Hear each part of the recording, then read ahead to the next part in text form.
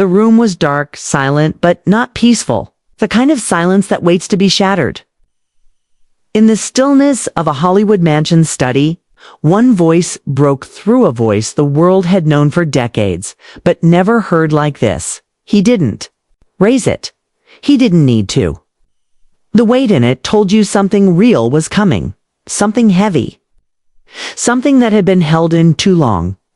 A producer leaned forward, unsure if he was supposed to be hearing this, but the man kept talking, calm, steady, as if every word was a needle pulled from an old wound. I don't talk about her anymore, he said. But what happened? What really happened? People think they know, but they don't. Outside, camera crews were already gathering.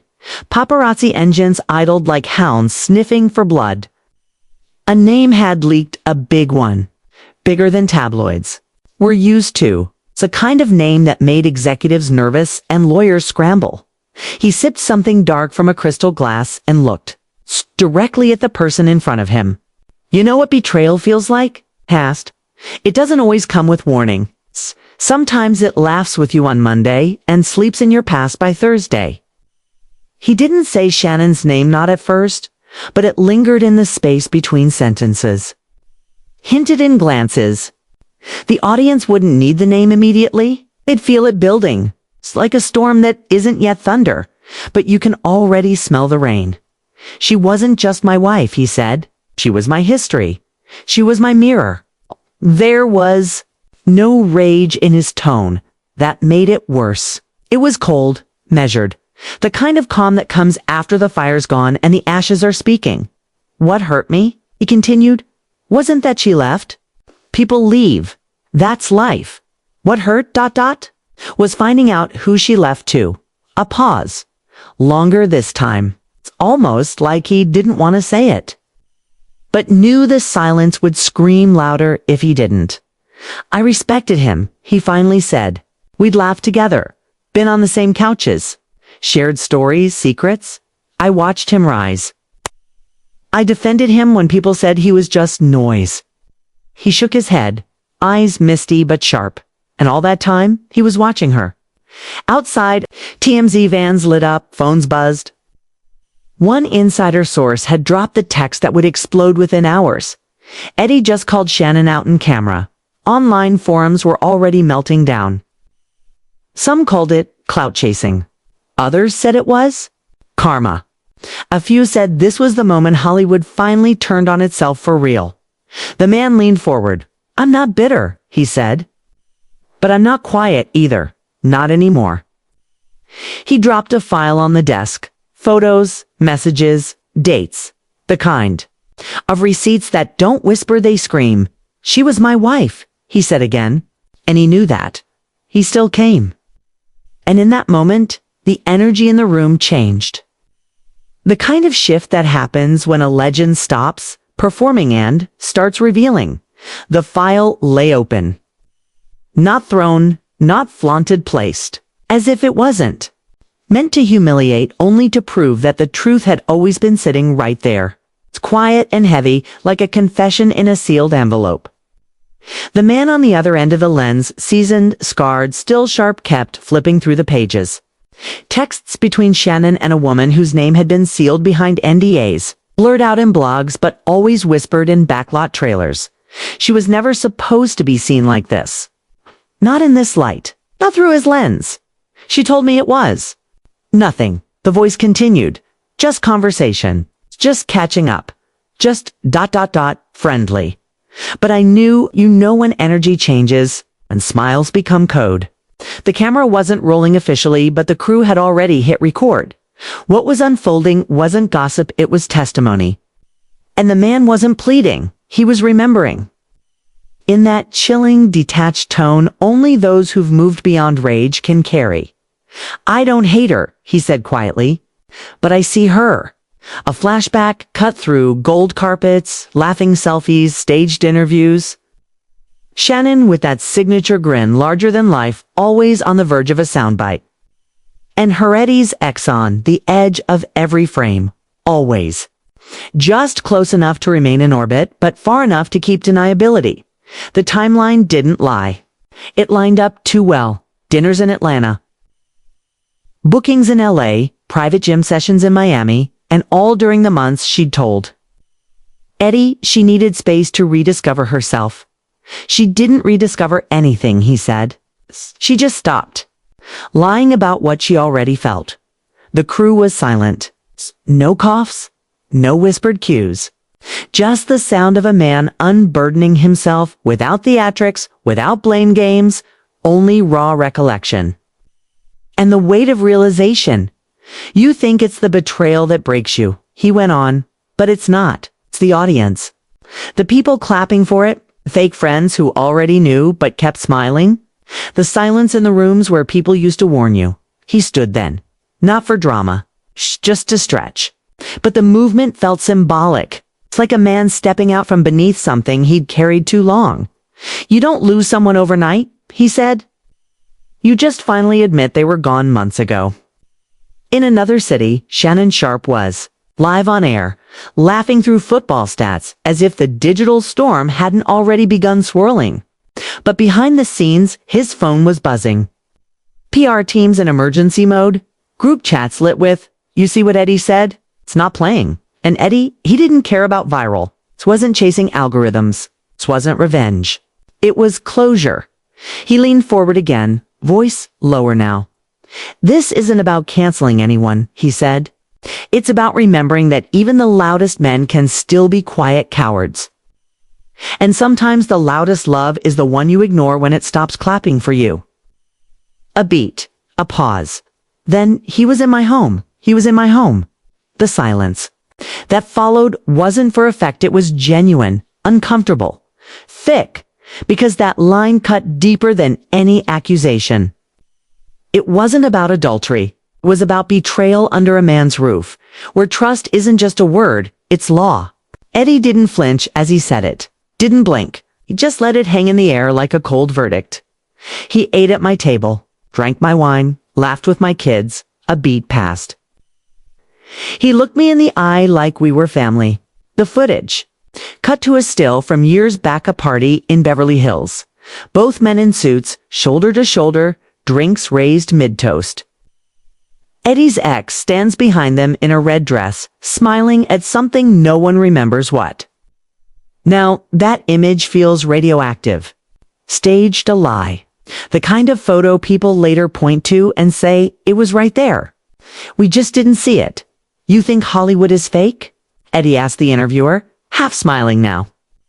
"Nah, Hollywood is honest. It tells you up front, nothing is real.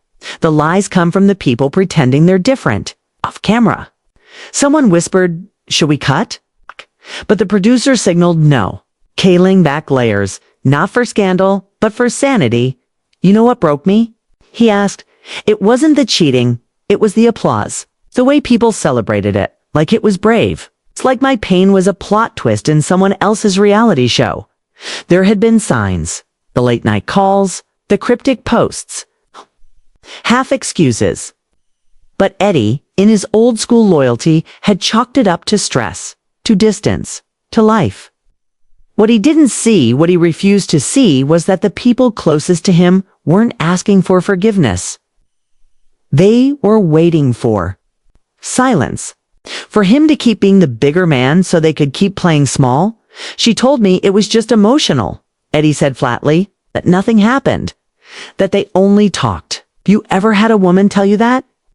That she poured her soul into another man but kept her body out of it so it doesn't count. The question wasn't rhetorical. It's tit, because everyone in that room had heard Aitor said it before.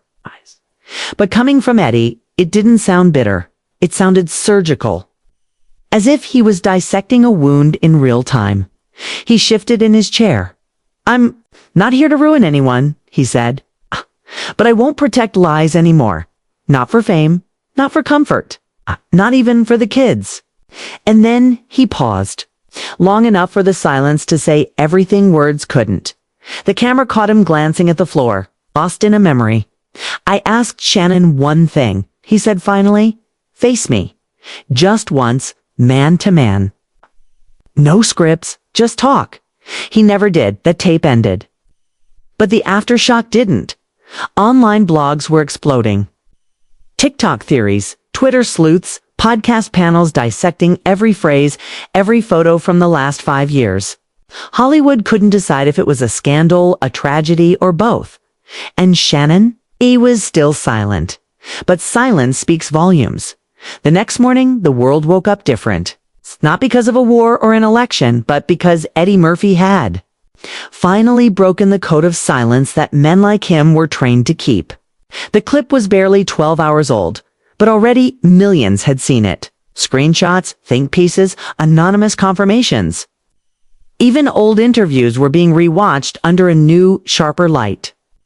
People were connecting dots Eddie never spelled out, but didn't need to.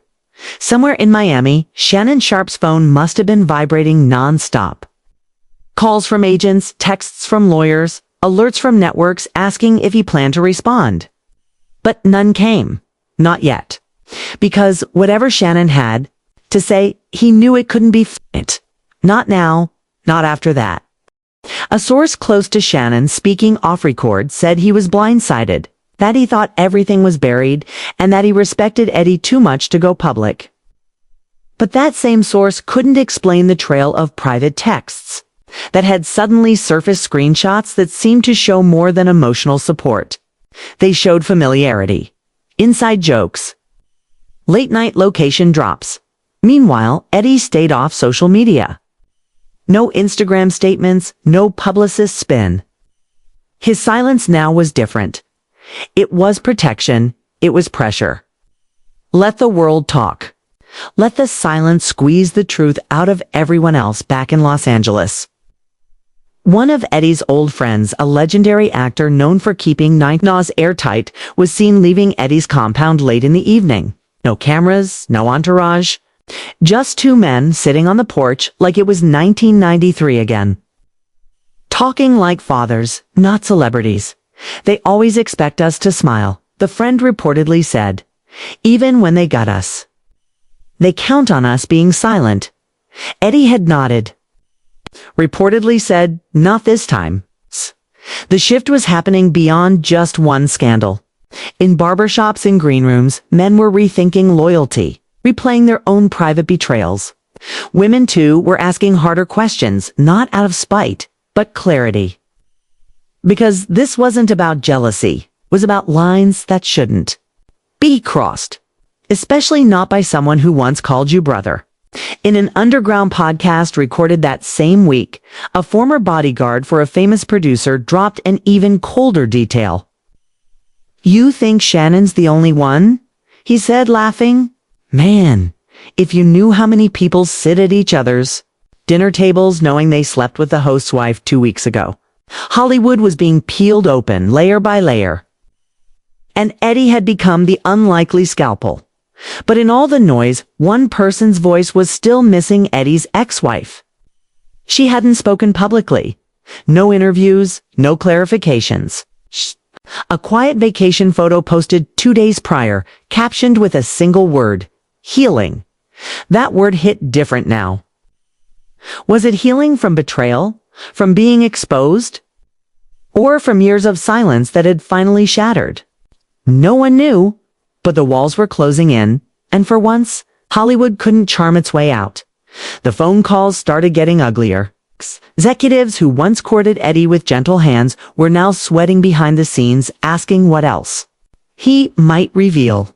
There were whispers of contracts being revisited, of NDAs being pulled up from archives, of studios calling crisis teams to monitor the situation in real time. But Eddie hadn't named names beyond Shannon.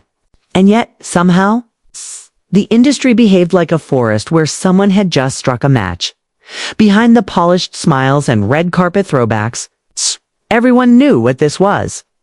A reckoning, not from cancel culture, not from online outrage, but from something older: consequences. That night, on an LA rooftop, a retired film agent met with 2 producers. One of them, nervous, leaned in and said, "If Eddie talks again, it won't just be Shannon that goes down. You know that, right?" The agent took a drag from his cigarette. "Katie ain't the type to burn the town," he said. but he might just burn the bridge he built it on. Meanwhile, Shannon Sharpe finally emerged. Not with a tweet, not with a press release, but with a somber, carefully produced video on his own platform. He sat alone.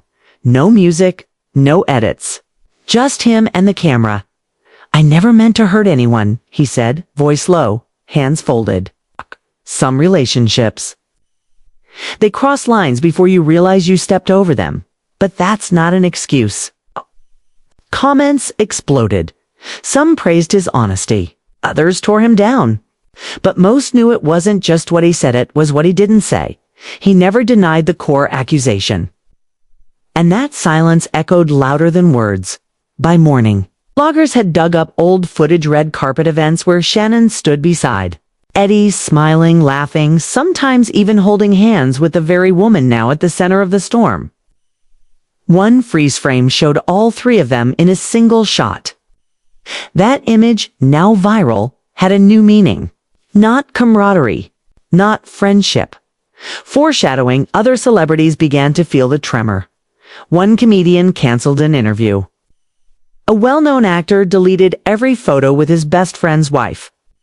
It was as if the fallout from Eddie's quiet eruption had triggered a chain reaction in Hollywood's hidden moral ledger. But inside Eddie's circle, something deeper was unfolding.